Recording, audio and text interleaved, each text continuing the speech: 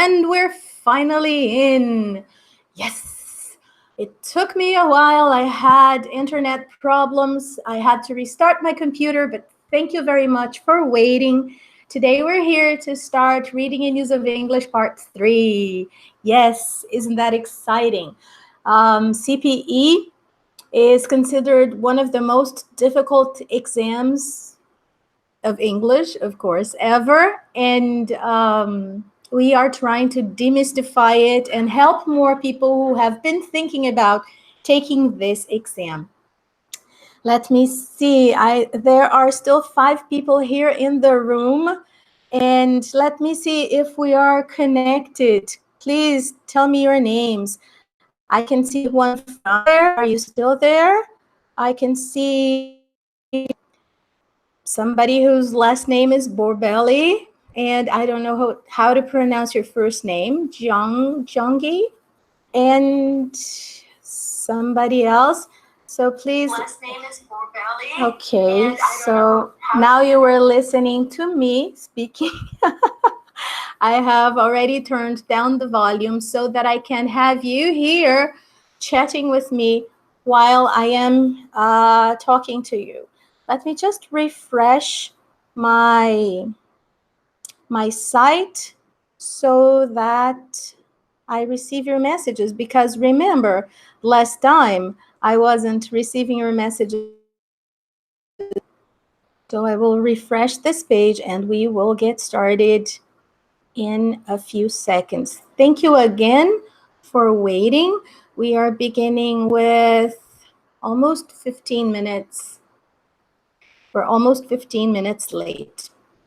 Yes, well, some people had to leave. I'm really sorry about that. So let's get started really quick. This is going to stay there for you. Let me see if my microphone's working. Mute now. Okay. Microphone working. Ilaria is here. Juanfran Canovas Caravaca is here. Caravaca, I don't know how to say that. All right. Let's get started. Can we start? Okay. I will share my computer with you and we will find the class together, because I had to restart everything. Oh, let me open the class here while I talk to you. Do you guys have any questions for me as we get there? Let me see. I am opening my PowerPoint slide.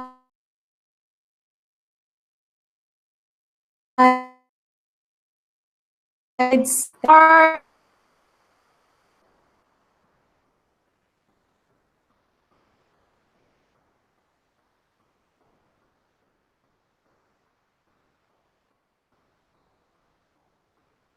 Now I am fine, I guess. Let me see. Camera is on. Microphone is on. Everything is working. Internet's working. Oof. Right. So, sharing the screen.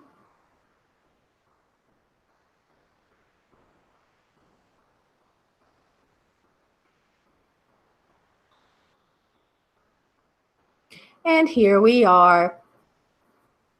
We are studying the Cambridge English Proficiency Exam with the purpose of demystifying it, because it is considered such a difficult exam by many.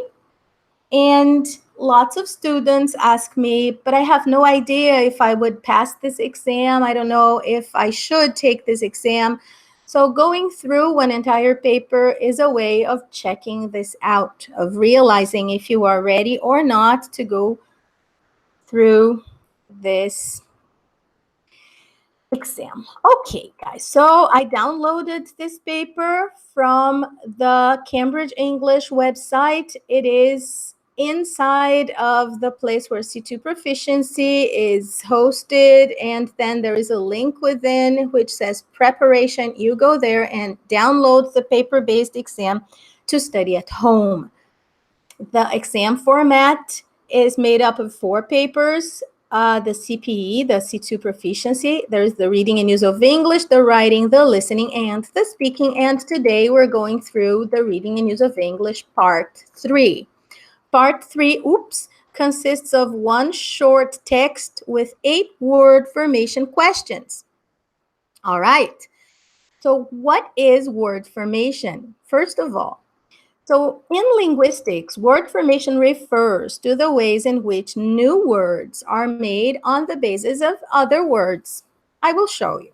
But keep in mind that for part 3 of CPE or CAA, you will need to use mostly prefixes and suffixes, okay?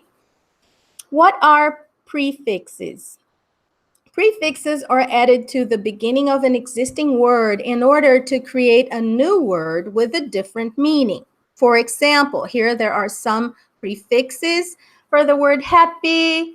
It could be unhappy, cultural, multicultural, work, overwork, space, cyberspace, market, supermarket. See what I mean? So they're going to give you the base word, and you have to transform that word by using a prefix or a suffix. Child could become childish because suffixes are added to the end of an existing word, right? So work could become worker, taste, tasteless, idle, idolize. Can anybody tell me why idolize here is with a Z or an S? Let me see if I can get some comments from you there, just to see if my comments are working. And like could become likable, all right? Okay. So here is our first exam tip of the day. If you are sure that the word is, for example, an adjective, but you can't think what the exact word is, try thinking of usual prefixes and suffixes, okay? Remember one thing, you know more English than you think you do, and this is true. Think a little first and try to build your way to the answer. So, exam tip number 1, think of the usual prefixes and go for it. If you don't know, it's better to answer it than leave it blank. You're not going to lose points if you answer it wrong, okay? Remembering the most common prefixes and suffixes. This is really quick, I promise. Let's go. For nouns, nouns often end in ment as in excitement, yon as in orientation, ness as in alertness, t as in safety. Personal nouns often end in such as teacher, stir, such as gangster, ist, such as in activist, Aryan, as in vegetarian. Adjectives often end in able, as in breakable, able, as in responsible, I've, as in active, all, as in educational, ick, as in academic, ed, as in interested, and ing, as in interesting. Here, I would like to remind you that you are interested in something, like you are a person and you are interested, and something is interesting. You are interested because it's interesting. See? Oops, tricky today. Some verbs and in eyes. I had no answers there. I think I didn't. Let me refresh my YouTube channel again, because last time, as I said before, I couldn't see your answers because it was not refreshing properly. So, did anybody answer eyes with a Z and eyes with an S for me? No, nobody actually did. So, eyes with a Z is the Americanized way of writing it, and eyes with an S is the British way of writing it. British English accepts both most of the time. There are some words which are spelled only with an S. Yes, I can see now. Elisa said the image is still. And Yalaria said eyes is British spelling. Okay. Oh, the image is still. Okay, so I will stop sharing for a while. Let me see if my image goes back to you.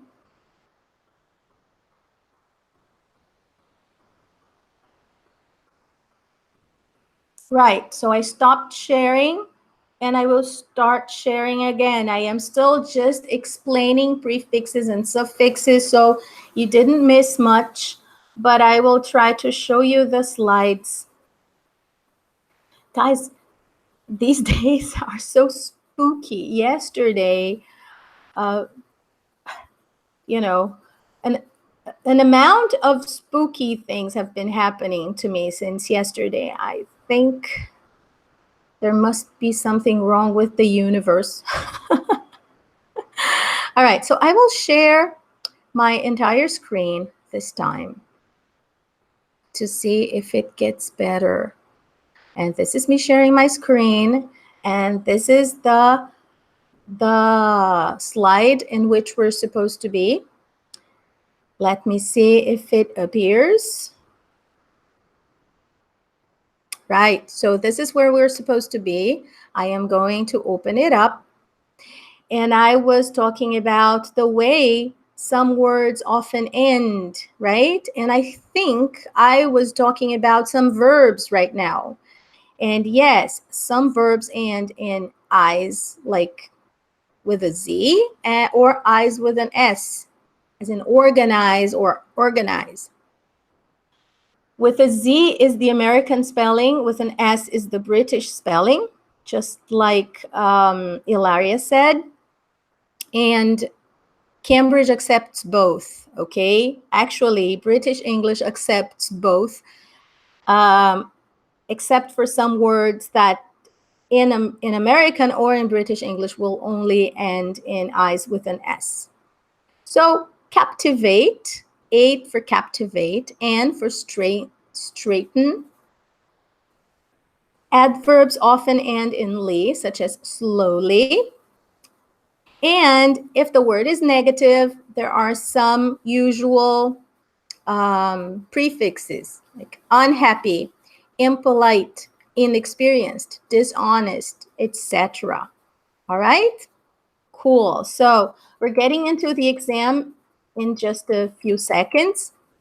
Exam tip number 2 is for part 3, read the whole text before attempting to fill in any gaps. Some questions, such as making the base word negative, require careful reading beyond sentence level. So I will repeat that. Read the whole text before attempting to fill in any gaps. This is for part 3 only, okay, guys? Do not do that for part 5, for example. That would be wrong. Be aware of the range of words that can be formed from the same base word, including the negative forms. For example, friend, friendship, friendliness, friendly, befriend, unfriendly. You see? So keep in mind that there are some base words that change a lot, and let's go. Note down all parts of a new word when you come across it in a reading text and not just the base form. Okay, this is when you were studying, when you were preparing and you come across some new words in your reading, in your books.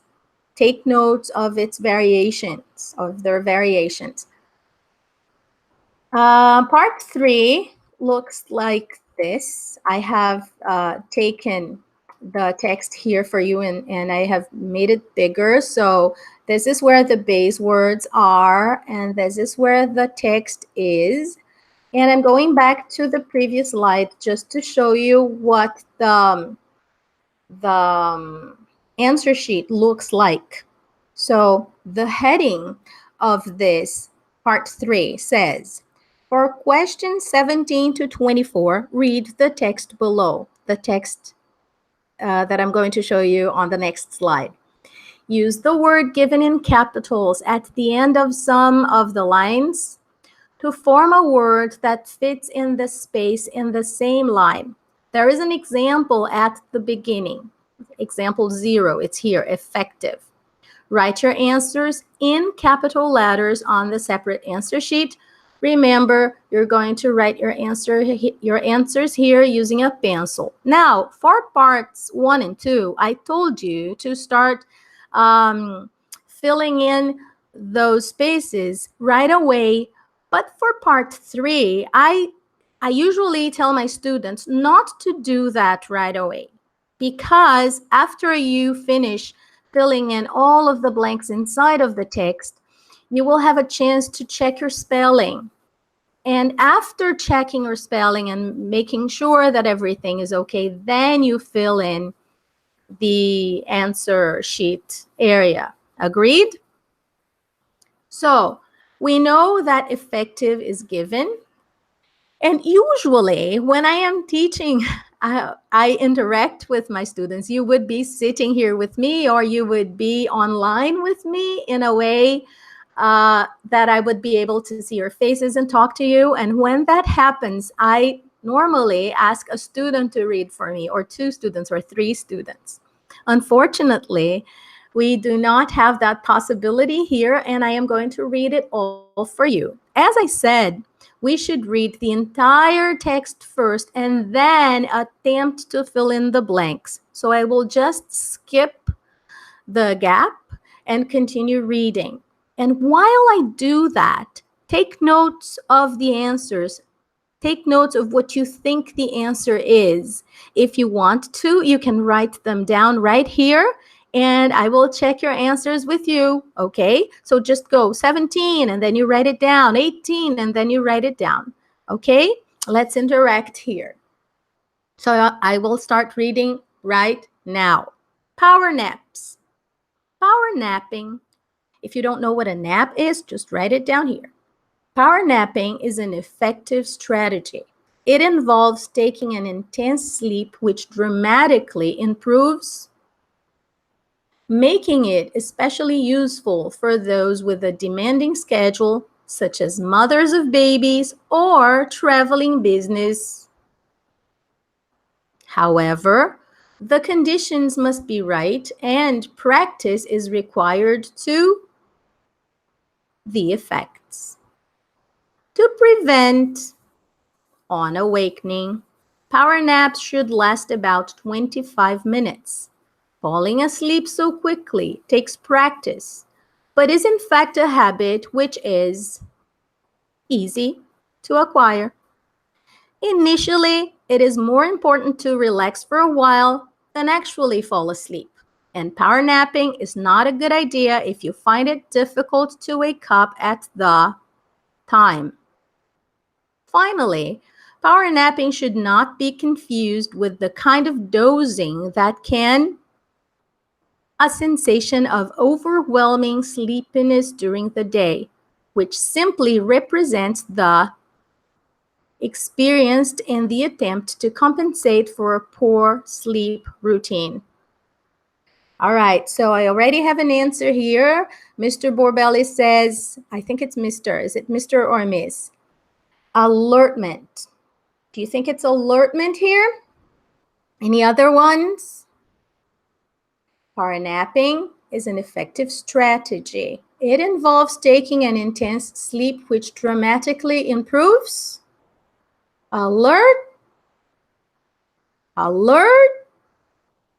Alertness.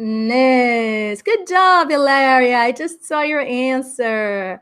Yes, Juanfran, you answered too. We have a little delay here, so I'm going to wait a little bit longer because you answered with me here on my phone. I saw your answers as soon as I clicked on alertness. If you want to start answering the other ones, go ahead. So, it involves taking an intense sleep which dramatically improves alertness, making it especially useful for those with a demanding schedule, such as mothers of babies or traveling business. Good Good job, executives. Good job. So here we go. Traveling business executives. However, the conditions must be right and practice is required to maximize the effects. Good job. You're quick. You're doing a great job. So here I have maximize with an S or maximize with a Z. Both are accepted, so do not worry about it. If your English is American, keep it American. If your English is British, keep it British. The important thing is not to mix and match when you were doing the writing, okay? When you are doing the writing to your kind of English, all right? Or else you're going to lose points. To prevent on awakening, power naps should last about 25 minutes. It is not orientation. Yes, it is disorientation. Remember what I said? There is always a negative word, at least one. So if you go through the entire text and you don't find any negative word, go back and try to find it, okay? Go back and try to find it. So to prevent disorientation on awakening, power naps should last about 25 minutes. Falling asleep so quickly takes practice, but is in fact a habit which is easy to acquire. I'm waiting for a possible answer, okay? Juan, Ilaria, and Jongi.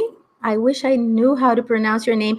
Can you go with phonetics there for me? Can you just write it in the way I should say it, please, so I can call you properly? I can say your name properly. Yes, comparatively. Good job. So, falling asleep so quickly takes practice, but is in fact a habit which is comparatively easy to acquire. Initially, it is more important to relax for a while than actually fall asleep. And power napping is not a good idea if you find it difficult to wake up at the, good job, designated time. Georgie, yes, good job, you came in. Designated time, okay? Right. I can see your answers here. I'm just checking them out. It's okay, as you said, Gionji. Can I say Gionji? That's my doubt. Or Borbeli. Would you like me to call you by your last name? It's a Hungarian name. I don't know how to spell it in English. Okay. All right. Is it Mr. or Miss Borbeli? So I can call you for your last name. I can use your last name.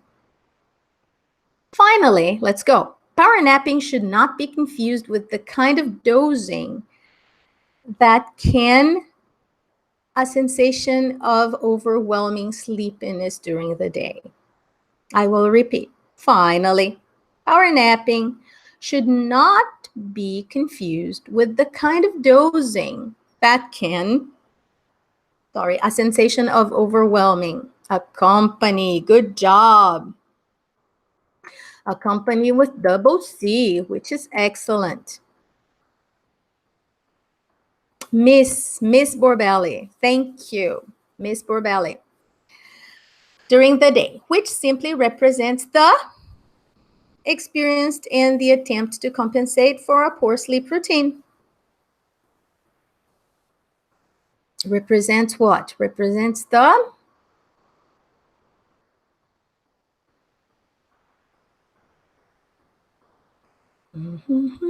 represents the, come on, you guys, give it a guess, give it a try.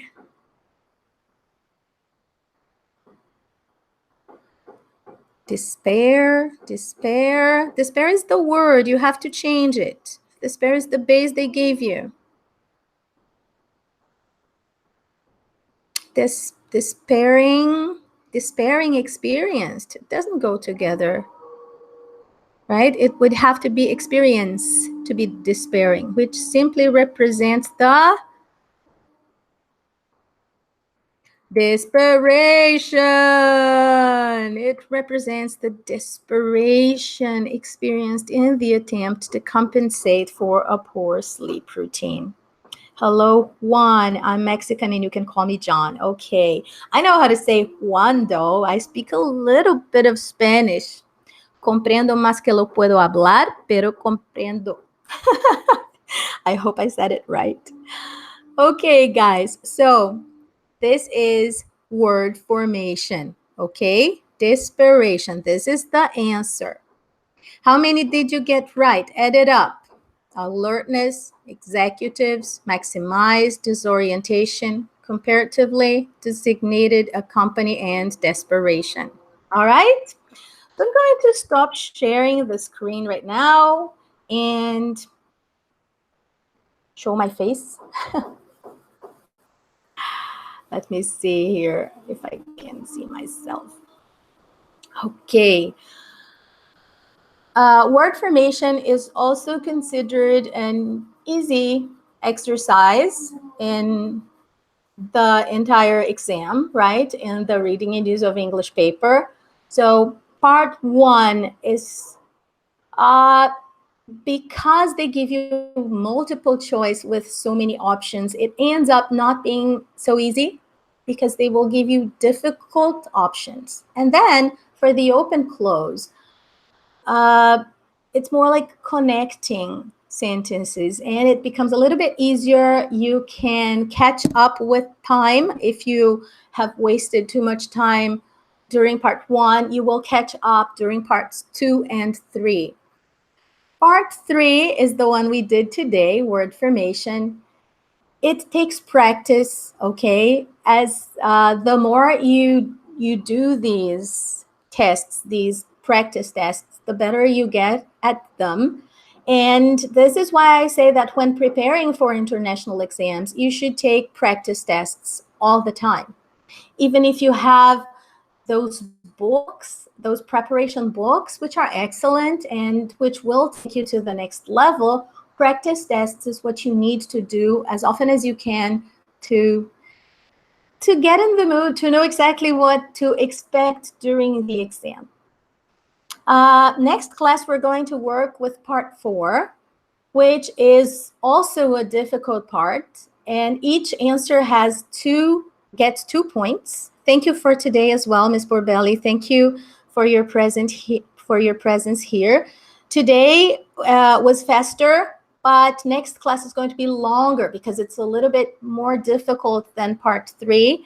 And I would like to guide you through the grammar which is needed there. Okay, so there might be a little extra lesson besides just filling in the gaps. Thank you very much for being here. If you like these classes, please leave it a like. It will help me continue doing them. Share this with your friends who need to study English. And not for you. And there's the IELTS. We're going to demystify all of these exams. I am beginning with the CPE because it is considered the monster of these exams, but it's not. And you will be able to see if you're ready to take it or not. Thank you for your videos. They're very helpful. Thank you very much for being here with me. And that's it for today. I will see you next Tuesday. If you are not following my WhatsApp list yet, please come and join me. We will stay closer together. If you have any questions, just ask me there. And I try to answer everybody as fast as I can. Okay? Thank you very much. Bye. I never know how to stop broadcast.